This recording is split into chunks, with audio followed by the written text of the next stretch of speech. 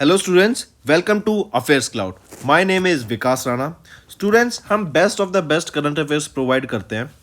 आप हमारी application career cloud को जाके चेक कर सकते हैं, जहां पर आप इजीली आपको वेरियस कोर्सेज देखने को मिलेंगे, क्विजेज अटेम्प्ट करने को मिलेंगी, पीडीएफ्स मिलेंगी जो कि आपकी प्रिपरेशन में बहुत ज़्यादा हेल्प करने वाली हैं। हमारा जो सेशन है, हमारा जो कोर्सेज है, ये क्यों टॉप नॉच रहते हैं? क्योंकि जो हमारी एप्लीकेशंस हैं, हम यहाँ को वेराइटी ऑफ क्वेश्चंस प्रोवाइड करते हैं, वेराइटी ऑफ नोट्स प्रोवाइड करते हैं, जहां पर आपको कंटेंट मिलेगा both Hindi as well as English में। आपको क्या करना है, हमारी एप्लीकेशन को डाउनलोड करना है गूगल ऐप स्टोर से, जो कि आप इजीली कैरियर्स क्लाउड के नाम से सर्च करके डाउनलोड कर सकते हैं। And once you have downloaded, आपको लॉगिन करना पड़ेगा with your Gmail ID. And login करने के बाद आपको हमारी जो भी कोर्सेज हैं वो यहाँ पर आपको सारे देखने को मिलेंगे। जो भी आपको क्विज अटेम्प्ट करनी है वो देखने को मिलेगी। आपको ई बुक्स मिलेंगी, यहाँ पर पाथ मिलेंगे आपको। एंड जैसे मैंने आपको बताया, हम डेली बेसिस पे, वीकली बेसिस पे और मंथली बेसिस पे करंट अफेयर्स अपलोड करते हैं, both in Hindi as well as English language. यहां पर आप देखेंगे जो डेली बेसिस पे आपको नोट्स प्रोवाइड किए जाएंगे, फिर आप YouTube पे वीडियो देख सकते हैं, उसके बाद आप आके इस एप्लीकेशन पे क्विज अटेम्प्ट कर सकते हैं डेली बेसिस पे, जो कि बहुत ज़्यादा हेल्पफुल रहने वाले हैं। सिमिलरली वीकली बेसिस पे भी आप ये करेंगे, जो करंट अफेयर्स हैं उसकी आपको पीडीएफ मिलेगी एंड आप क्विज अटेम्प्ट कर सकते हैं वीकली बेसिस पे भी, जो कि आपकी प्रिपरेशन को एक स्टेप आगे लेके जाएगा। एंड फिर ऐसे ही जो मंथली बेसिस पे आपको 100 क्वेश्चंस की इंपॉर्टेंट पीडीएफ मिलेगी, वो आप रिवीजन के लिए एक बहुत अच्छा सोर्स रहेगा आप सभी स्टूडेंट्स के लिए जो गवर्नमेंट एग्जाम एस्पिरेंट्स हैं। इसी के साथ साथ आप देखेंगे, हम बैंकिंग और इकोनॉमी के करंट अफेयर्स प्रोवाइड करते हैं आपको। हम state wise current affairs provide करते हैं, चाहे वो उत्तराखंड, उत्तर प्रदेश, त्रिपुरा, तेलंगाना, कोई भी स्टेट हो। नॉट जस्ट दिस फ्रेंड्स, इसी के साथ साथ देखेंगे हम आपको टॉपिक वाइज करंट अफेयर्स भी प्रोवाइड करते हैं, और ये टॉपिक्स बहुत ज़्यादा इंपॉर्टेंट होते हैं। टॉपिक्स देखें तो जैसे important days, national affairs, international affairs, sports, defence, science and technology, apps and web portals, name the topic, और आपको उस टॉपिक के यहाँ पे करंट अफेयर्स देखने को मिलेंगे।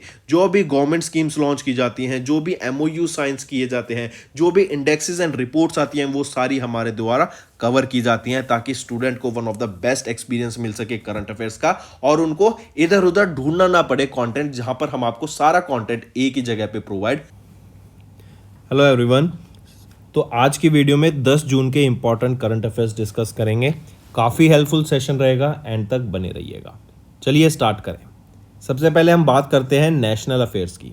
अभी ministry of power and ministry of new and renewable energy के द्वारा जॉइंटली लॉन्च किया गया महिर। ये महिर क्या है? ये एक नेशनल मिशन है जिसका नाम है mission on advanced and high impact research. ये महिर आपका बेसिकली लॉन्च किया गया है कि पावर सेक्टर में हम कैसे रिसर्च एंड डेवलपमेंट कर सकते हैं, कैसे हम पावर सेक्टर को और एफिशिएंट बना सकते हैं, और जो न्यू सोर्सेज ऑफ एनर्जी निकल के आ रहे हैं हम उनको कैसे इंप्लीमेंट कर सकते हैं हमारी एग्जिस्टिंग टेक्नोलॉजीज में, और उनको, या फिर हमें अगर नई टेक्नोलॉजीज की भी जरूरत पड़ेगी, नई मशीनरीज की भी जरूरत पड़ेगी, तो हम उसको कैसे फ्यूचर में ले जा सकते हैं for the future economic growth. इसका एक एग्जांपल ले सकते हैं, जैसे green hydrogen. Correct, green hydrogen आज के टाइम पे आप देखेंगे एक न्यू एमर्जिंग फ्यूल है। असम में भी अगर आपको याद हो तो एक गेस्ट हाउस पर जनरेटर की तौर पर ये आपका लगाया गया था ग्रिड फॉर्मेट में, ग्रीन हाइड्रोजन जनरेटर को एज अ पायलट बेसिस, ताकि उसके ऊपर देखने के लिए कि क्या ये पूरे आपके गेस्ट हाउस को पावर कर सकता है थ्रू दिस ग्रीन हाइड्रोजन और नॉट। तो ये बेसिकली की क्यों जाती हैं चीज़ें? एक तो एग्जिस्टिंग जो सोर्सेज ऑफ एनर्जी हैं, जैसे हमारे कोल हो गए या फिर थर्मल पावर प्लांट्स हो गए, उनको अवॉइड करने के लिए, ताकि उनसे जो पॉल्यूशन क्रिएट हो रहा है वो अवॉइड किया जा सके।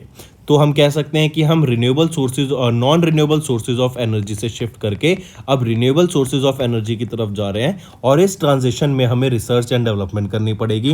एंड फॉर द सेम, इसी के लिए ministry of power and ministry of new and renewable energy ने मिलकर ये महिर मिशन को लॉन्च किया, जो है mission on advance and high impact research.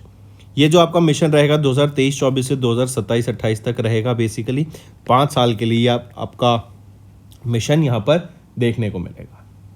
ठीक है, और मेन एम क्या रहेगा कि रिसर्च एंड डेवलपमेंट की जा सके in developing new emerging technologies in the power sector. चलिए नेक्स्ट पे आते हैं। पहला इंडिया, फ्रांस एंड यूएई का ट्राईलेटरल मैरीटाइम एक्सरसाइज हुई अभी पहली इंडिया, फ्रांस और यूएई की। कहाँ पर हुई? गल्फ ऑफ ओमान में हमें ये एक्सरसाइज देखने को मिली। पहली exercise between India, France and UAE की ट्राईलेटरल एक्सरसाइज थी। फिर इसमें से एक और क्वेश्चन बन जाता है कि इंडिया की तरफ से किस नेवल शिप ने पार्टिसिपेट किया? तो आईएनएस तरकश वो इंडियन नेवल शिप था जिसने इंडिया की साइड से यहाँ पर पार्टिसिपेट करा। चलिए नेक्स्ट पे आते हैं। फिर आ जाता है यूनाइटेड नेशन जनरल असेंबली। इन्होंने अभी 5 नए नॉन परमानेंट मेंबर्स को इलेक्ट किया है to United Nation Security Council. तो वो 5 नए मेंबर्स कौन से हैं? तो सबसे पहली चीज़ तो हो गई ये नॉन परमानेंट मेंबर के तौर पे यहाँ पर इलेक्ट किए गए हैं यूनाइटेड नेशन सिक्योरिटी काउंसिल के द्वारा। 2 साल का इनका यहाँ पर टर्म पीरियड रहेगा, करेक्ट। जनवरी 2024 से लेके दिसंबर 2025 तक ये यहाँ पर मेंबर रहेंगे। फिर इसी के साथ साथ याद रखेंगे अभी जो यूनाइटेड नेशन सिक्योरिटी काउंसिल की जो मीटिंग है उसकी प्रेसिडेंसी किसके पास रहेगी जून 2023 के लिए? तो यूनाइटेड अरब एमिरेट्स के पास रहेगी, राइट। अब वापस आते हैं कि वो 5 कंट्रीज कौन सी हैं जिनको अभी यूनाइटेड नेशन सिक्योरिटी काउंसिल का नॉन परमानेंट मेंबर के तौर पर अपॉइंट किया गया है 2 साल के लिए। अल्जीरिया, गायना, south Korea, Sierra Leone and Slovenia, ये वो 5 कंट्रीज हैं जिनको यहाँ पर अपॉइंट किया गया है। फिर इंपॉर्टेंट क्वेश्चन जो मैंने बताया कि प्रेसिडेंसी किसके पास रहेगी यूनाइटेड नेशन सिक्योरिटी काउंसिल 2023 की, जून 2023 की यूनाइटेड अरब एमिरेट्स के पास, करेक्ट। हेडक्वार्टर कहाँ पर है यूनाइटेड नेशन जनरल असेंबली का? यूनाइटेड नेशन का, यूनाइटेड नेशन डेवलपमेंट प्रोग्राम का, इनका हेडक्वार्टर कहाँ पर आ जाता है? न्यूयॉर्क में। चलिए तो यहाँ देख सकते हैं यूएनजीए ने इलेक्ट किया 5 नॉन परमानेंट मेंबर को to the UN Security council.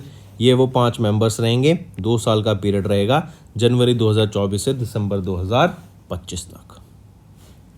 Next बात करते हैं ओरल डिजीज़।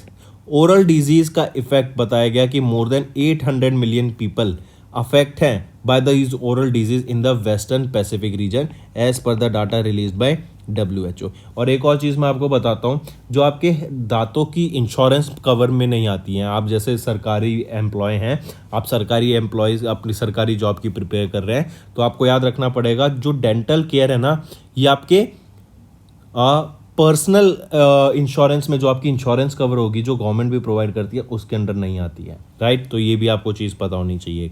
तो अभी WHO के द्वारा रिपोर्ट रिलीज़ की गई, global oral health status report towards universal health coverage for oral health by 2030, regional summary of the western Pacific region. और यहीं पे इन्होंने बताया ऑलमोस्ट 800 मिलियन पीपल और 42% of the western Pacific region ये सफ़र करते हैं ओरल डिजीज से, such as untreated dental caries, gums disease और टूथ लॉस से, करेक्ट। चलिए नेक्स्ट पे आते हैं। फिर नेक्स्ट बात करते हैं अटलांटिक डिक्लेरेशन की, और ये काफ़ी इंपॉर्टेंट है अटलांटिक डिक्लेरेशन। क्यों? क्योंकि ये एक इकोनॉमिक पार्टनरशिप रहेगी, करेक्ट। हम बात कर रहे हैं एक इकोनॉमिक पार्टनरशिप की। ये इकोनॉमिक पार्टनरशिप या फिर हम बोलें ये अटलांटिक डिक्लेरेशन किन 2 कंट्रीज़ के बीच में साइन हुआ? UK and USA। यूके के prime minister Rishi Sunak and USA के प्रेसिडेंट जो बाइडेन के बीच में ये अभी एक अटलांटिक डिक्लेरेशन साइन हुआ था। Rishi Sunak White House Washington DC में थे, जहाँ पर इन दोनों ने ये इकोनॉमिक डिक्लेरेशन साइन किया, जहाँ पर ये एक दूसरी कंट्रीज के बीच में जो इकोनॉमिक टाइज हैं उसको बढ़ाने की यहाँ पे बात की गई। जो न्यूक्लियर डिफेंस मटेरियल है उसका ट्रेड करने की बात की गई।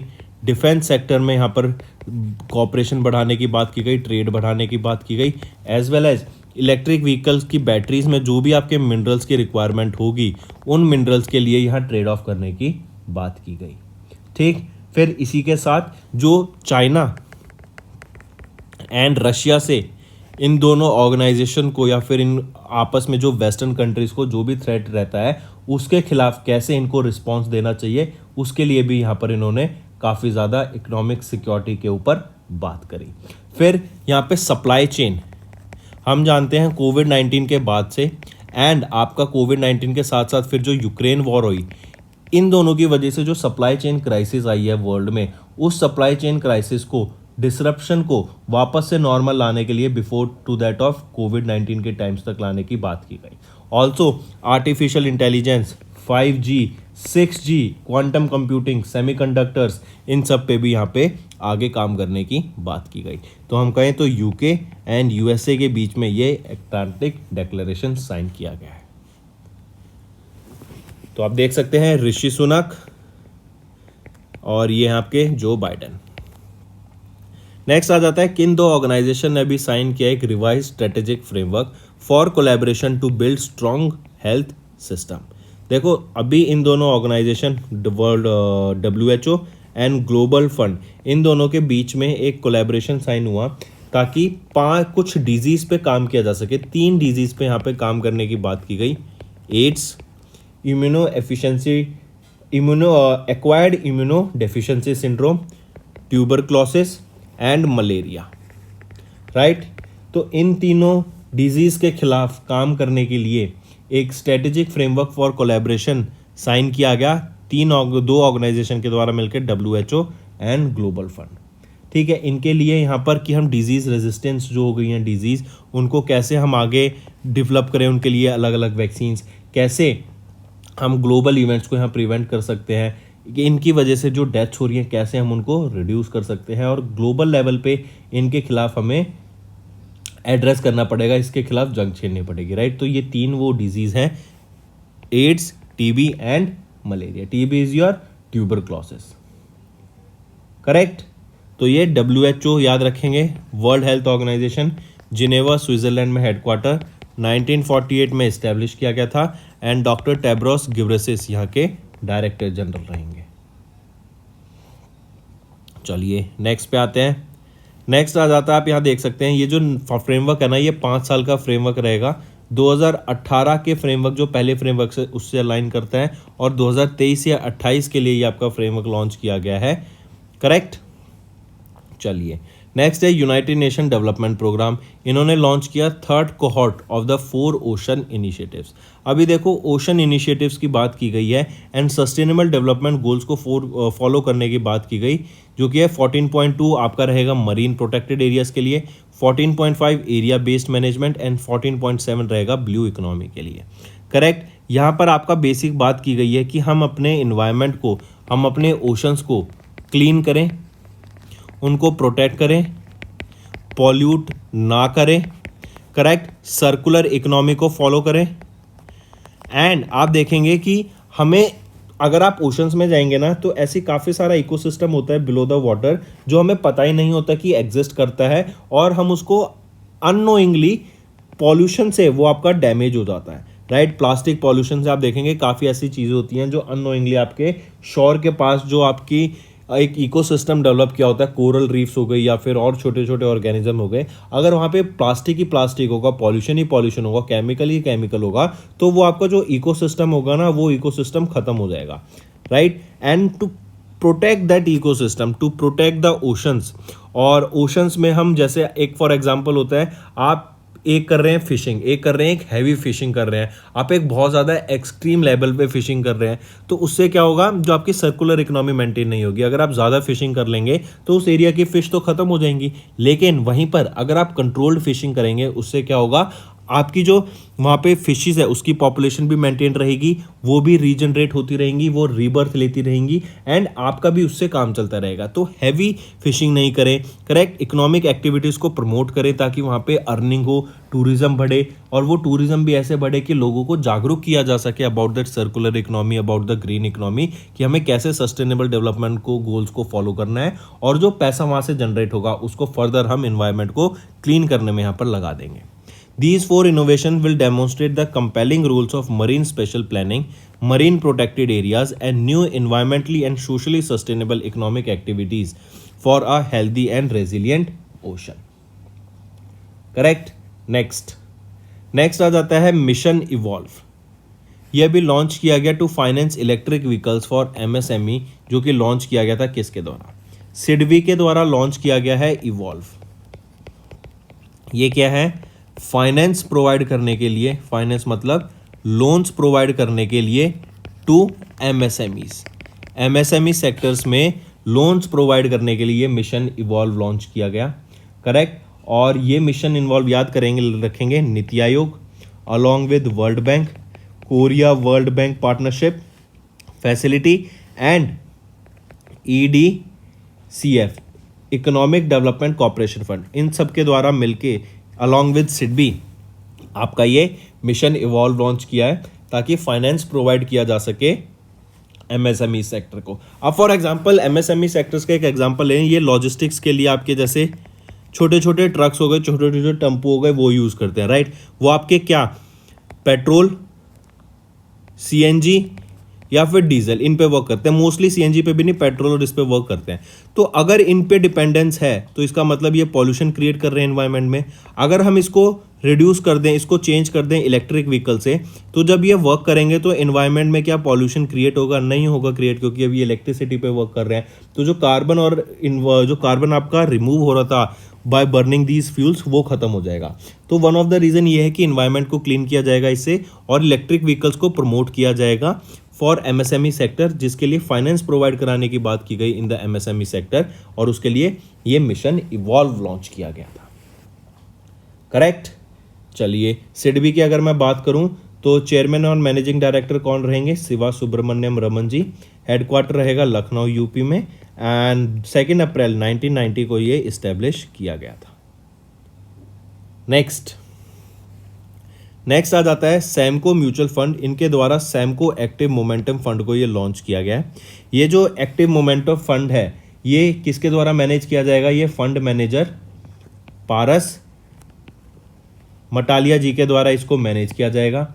ठीक, यहाँ पे जो मिनिमम एप्लीकेशन अमाउंट रहेगी 5,000 रुपये की रहेगी, और जो SIP अमाउंट रहेगी, सिस्टमेटिक इन्वेस्टमेंट प्लान की जो अमाउंट रहेगी, जो मंथली SIP कराते हैं, वो मिनिमम रहेगी 500 रुपये की यहाँ पर। ठीक है, इसका जो न्यू फंड ऑफर रहेगा NFO रहेगा, ये आपका 15 जून से लेके 29 जून तक रहेगा। करेक्ट। एंड ये आपका सैमको म्यूचुअल फंड है, जो कि इंडिया का पहला एक्टिवली मैनेज मोमेंटम फंड रहेगा, Samco active momentum fund. Next है फेडरल बैंक। इनके द्वारा I am Adyar is me, ये कैंपेन लॉन्च किया गया है चेन्नई में। इंपॉर्टेंट दो चीज याद रखेंगे यहाँ पे, एक तो हो गया I am Adyar is me, एक दूसरा है living museum of local stories बनाया गया इन अ ब्रांच, एंटायर ब्रांच को लिविंग म्यूजियम बना दिया गया है, a branch of Chennai Tamil Nadu.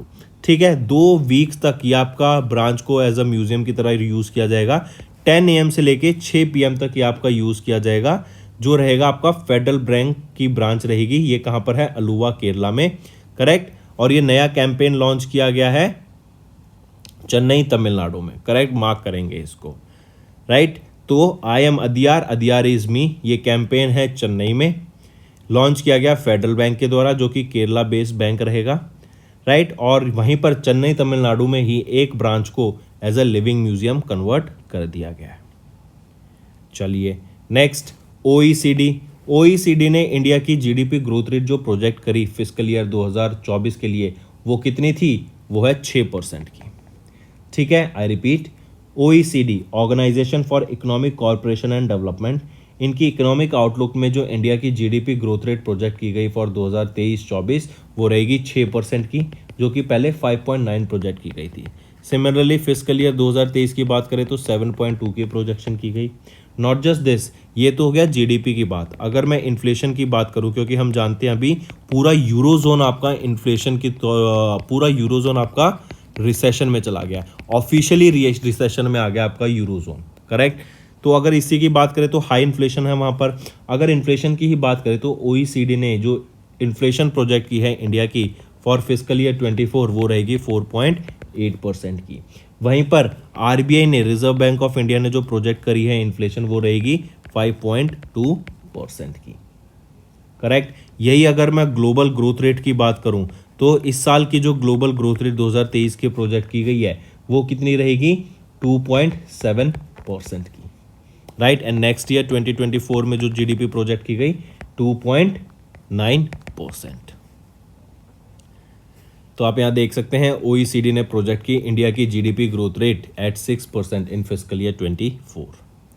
Next, ICAR, इन्होंने एक MOU साइन किया अमेजॉन किसान के साथ टू एम्पावर फार्मर्स को टेक्नोलॉजी के बारे में बताने के लिए कि वो कैसे टेक्नोलॉजी को अपनी खेती में यूज़ कर सकते हैं, एग्रीकल्चर में यूज़ कर सकते हैं एंड ऑप्टिमम यील्ड उनको मिल सकती है through the help of scientific cultivation. अब जैसे फॉर एग्जांपल देखें, पहली सैटेलाइट जो एग्रीकल्चर के लिए डेडिकेटेड थी, किसके द्वारा? साउथ अफ्रीका के द्वारा लॉन्च की गई थी। वहाँ के वेदर पैटर्न के बारे में बताने के लिए, वेदर की इन्वायरमेंट की आपकी इंफॉर्मेशन देने के लिए टू दैट ऑफ फार्मर्स। फिर आप देखेंगे ड्रोन्स का यूज़ किया जा सकता है स्प्रेइंग के लिए, पेस्टिसाइड स्प्रे करने के लिए, ऑर्गेनिक आपको करना होना पड़ेगा। फिर आप देखेंगे ड्रोन की मदद से ही आप इरिगेशन भी कर सकते हैं, राइट। एंड एक लार्ज एरिया आप इजीली कवर कर पाएंगे, टाइम सेव भी होगा ड्रोन से। और IoT डिवाइसेस की मदद से आप सेंसर्स भी लगा सकते हैं, जो प्लांट्स हैं उनकी हेल्थ को भी मॉनिटर कर सकते हैं। आर्टिफिशियल लाइट से आप ग्रोथ को भी एनहेंस कर सकते हैं, ठीक। तो हम देख रहे हैं कि टेक्नोलॉजी की मदद से हम आर्टिफिशियली हम जो ग्रोथ है उस पर इफेक्ट कर सकते हैं, जो ईल्ड होगी, जो फार्मिंग की ईल्ड होती है उस पर इफेक्ट पड़ सकते हैं, जिससे जो फार्मर्स हैं उनकी इनकम में ग्रोथ देखने को मिलेगी।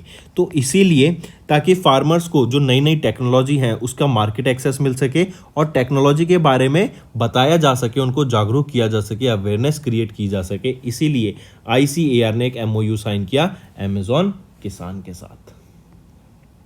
चलिए नेक्स्ट आ जाते हैं साइंस एंड टेक्नोलॉजी पे।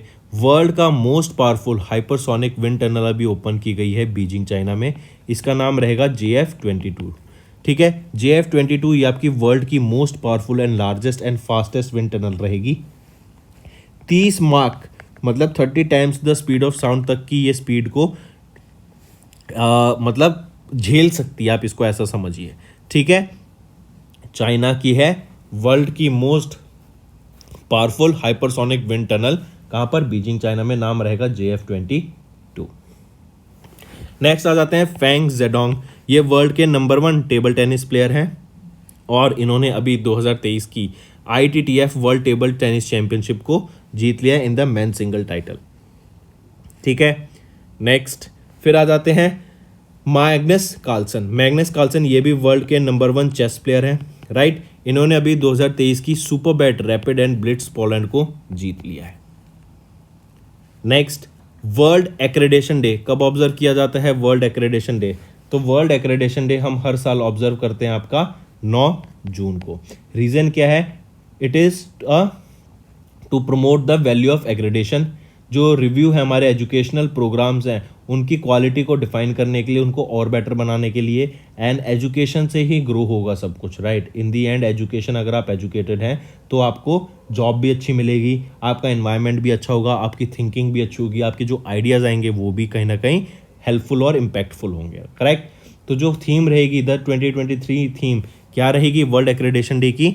Accreditation supporting the future of global trade. And यहाँ पर सस्टेनेबल डेवलपमेंट गोल्स पे बात की गई 1, 2, 3, 5, 8, 9, 10, 14 एंड 17 पर, करेक्ट। और पहला फर्स्ट एक्रेडिशन डे कब ऑब्जर्व किया गया था? 2008 में, 9 जून 2008 में। तो दोस्तों ये थे हमारे आज के इंपॉर्टेंट करंट अफेयर्स। अब आ जाते हैं क्विक रिवीजन पर। Ministry of power, ministry of new and renewable energy ने जॉइंटली लॉन्च किया mission on advance and high impact research, ताकि लेवरेज की जा सके टेक्नोलॉजीज को in power sector. India, France and UAE ने ट्रायलिटल मैरीटाइम एक्सरसाइज कराई गल्फ ऑफ ओमान में, और ये फर्स्ट टाइम हुई थी। Then United Nation General Assembly ने इलेक्ट किए 5 नए non permanent members of United Nation Security Council, 2 साल के लिए रहेंगे। Then oral disease affect more than 800 million people in the western Pacific as per WHO। Atlantic declaration की बात करें बिटवीन USA एंड UK, ये साइन किया गया by Joe Biden and Rishi Sunak. WHO and global fund ने साइन किया एक revise strategic framework for collaboration to build stronger health system. UNDP ने लॉन्च किया 3rd cohort of the 4 ocean innovations. Then SIDBI ने लॉन्च किया mission evolve to finance electric vehicles for MSMEs। Then Samco mutual fund इन्होंने launch किया India का पहला actively managed momentum fund, जो कि सैमको एक्टिव मोमेंटम फंड रहेगा। देन आ जाता है ICAI एंड IBA, ये इन्होंने सेटअप किया है common platform for balance confirmations. Federal Bank ने लॉन्च किया IM अदियार इज़मी कैंपेन चेन्नई में। OECD ने प्रोजेक्ट की इंडिया की GDP growth rate for fiscal year 24 at 6% और 23 के लिए 7.2%। ICR साइन ए MOU with Amazon Kisan to empower the farmers. World के most powerful hypersonic wind tunnel कहाँ पर है? बीजिंग चाइना में, FJ-22, ठीक है। देन आ जाता है 2023 का ITT JF not FJ JF22 right. ठीक, फिर 2023 का ITTF world table tennis championship किसने जीता? चाइना के फैन जेडोंग ने जीता। मैग्नस कार्लसन ने super bat rapids and Blitz Poland को जीत लिया। वर्ल्ड एक्रेडिशन डे 9 जून को ऑब्जर्व किया जाता है। तो दोस्तों ये थे हमारे आज के इंपॉर्टेंट करंट अफेयर्स। अब आ जाते हैं कुछ रिवीजन पार्ट पर। वर्ल्ड ओशन डे 8 जून को ऑब्जर्व किया जाता है। थीम रहेगी planet ocean tides are changing. World Brain Tumour Day 8 जून को ऑब्जर्व किया जाता है। देन टाटा एलेक्सी इन्होंने पार्टनर किया इसरो के साथ ताकि क्रू मॉडल रिकवरी मॉडल्स को डेवलप किया जा सके फॉर गगनयान मिशन। DRDO ने अभी सक्सेसफुली टेस्ट किया अग्नि प्राइम ब्लास्टिक मिसाइल को off the coast of Odisha. यहाँ पे आप देख सकते हैं NIRF रैंकिंग थी, 8th एडिशन था इस NIRF रैंकिंग का, और IIT मद्रास ने टॉप किया इस इंडियन रैंकिंग को और overall for the 5th time. और अगर इंजीनियरिंग की बात करें तो 8th टाइम यहाँ पर इन्होंने टॉप किया। फर्स्ट पर IIT मद्रास, सेकंड पे IISc बेंगलोर और थर्ड पे IIT दिल्ली। नेक्स्ट पे आ जाते हैं लेवेंडर फेस्टिवल। ये लेवेंडर फेस्टिवल को कहाँ पर इनॉग्रेट किया गया था? This was inaugurated in Jammu and Kashmir. Lavender festival, ठीक। आप यहाँ पे सबसे पहली चीज देखिए, लेवेंडर बिल्कुल पर्पल सा हो जाता है, राइट? तो इसको पर्पल रेवोल्यूशन भी बोला गया है, पर्पल रेवोल्यूशन भी बोला गया है, ठीक है, वहां की मीडिया के द्वारा इन जम्मू एंड कश्मीर। दूसरी चीज हो गई। तीसरी चीज आती है लेवेंडर कैपिटल ऑफ इंडिया। कौन सी जगह निकल के आई है जिसको हम लेवेंडर कैपिटल ऑफ इंडिया कहते हैं? वो है भद्रवा। वो है भद्रवा, आपकी लेवेंडर कैपिटल ऑफ इंडिया निकल के सामने आई। Lavender festival Jammu and Kashmir में हुआ और इसी लेवेंडर की खेती को पर्पल रेवोल्यूशन बोला गया। आप यहाँ पे देखेंगे 2500 से भी ज़्यादा फार्मर्स यहाँ पर लेवेंडर की खेती में हैं एंड इससे वेरियस ऑयल्स प्रोडक्ट्स और उनके फ्लावर्स को भी आगे सेल किया जाता है, जिससे आप देखेंगे काफ़ी ज़्यादा सेक्टर्स ऐसे डेवलप हुए हैं जहाँ पे कंज्यूमर साइड बिजनेस डेवलप हुआ है एंड लोगों ने इस लेवेंडर्स की मदद से अलग अलग अपने बिजनेसेस को भी यहाँ पर सेटअप किया। ठीक, तो 3-4 चीज़ें हो गई। एक, भद्रवा जो कि लेवेंडर कैपिटल है इंडिया की। लेवेंडर फेस्टिवल, ये 2 दिन लंबा फेस्टिवल कहाँ पर हुआ? जम्मू एंड कश्मीर में हुआ, भद्र वैली में हुआ, ठीक है। और याद रखेंगे फिर पर्पल रेवोल्यूशन से रिलेटेड है ये। एंड ये जो फेस्टिवल है ये किसके द्वारा ऑर्गेनाइज कराया गया था?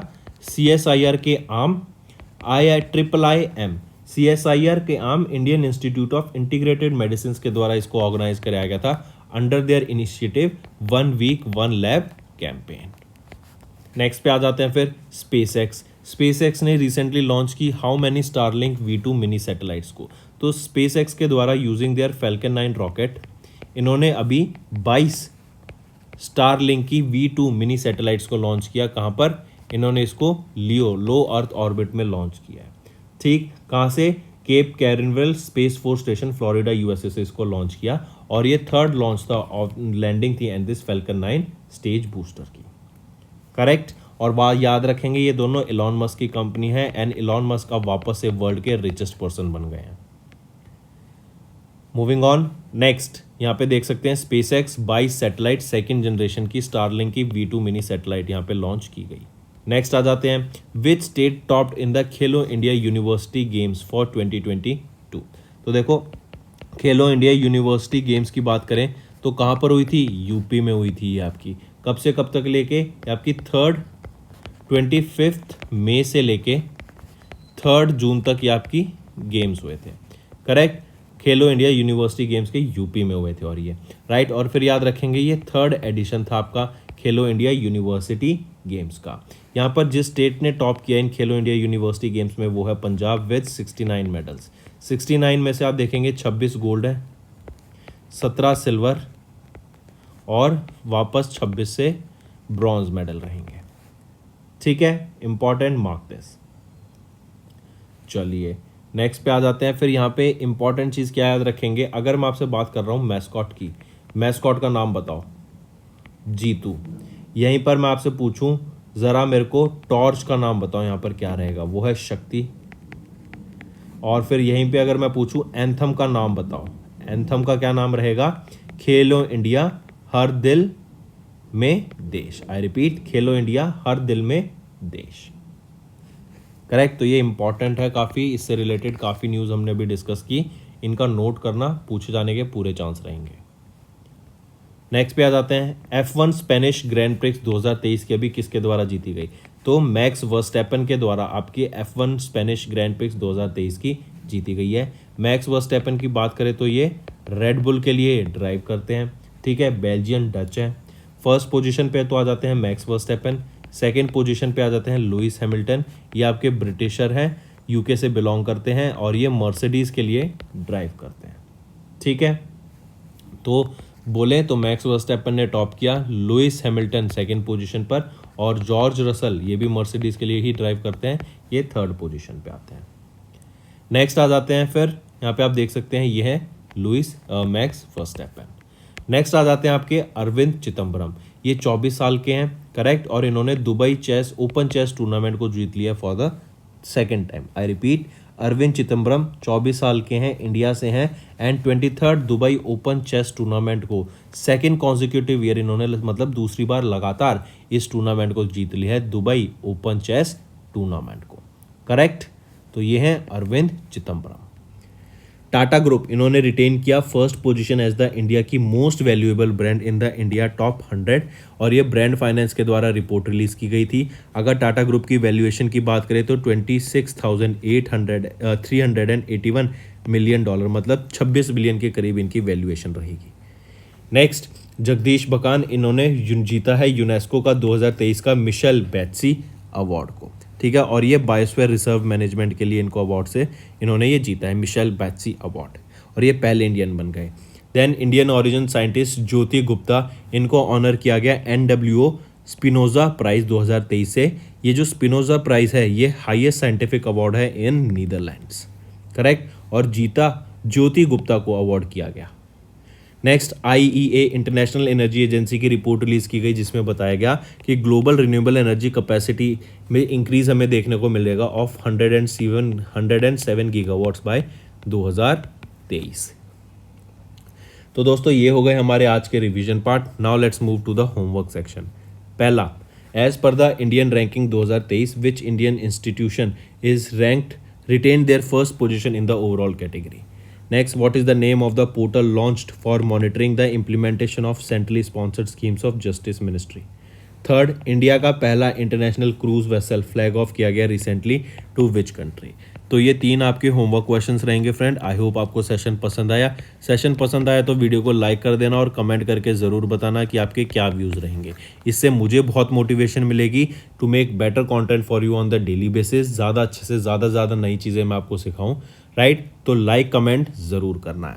सो that's all for the day. Thank you and have a nice day. Friends, ये हमारी वीडियो थी। आई होप आपको वीडियो पसंद आई होगी। इसी के साथ साथ फ्रेंड्स, आप हमारे यूट्यूब चैनल को सब्सक्राइब कर सकते हैं, आप टेलीग्राम चैनल पे जाके हमें फॉलो कर सकते हैं। एंड इसी के साथ साथ अगर आपको कोई भी प्रॉब्लम आ रही है या तो पेमेंट में या हमारे कोर्सेज के साथ, तो आप हमें कांटेक्ट कर सकते हैं एट द नंबर 7677333862 या फिर आप हमारी मेल आईडी पे हमें मेल कर सकते हैं and I will make sure कि आपकी जो प्रॉब्लम है उसको जल्दी से जल्दी सॉल्व किया जाए। इसी के साथ साथ आप हमारे इंस्टाग्राम हैंडल affairscloud_official को फॉलो कर सकते हैं। कोड और याद रखना, वो है विकास10।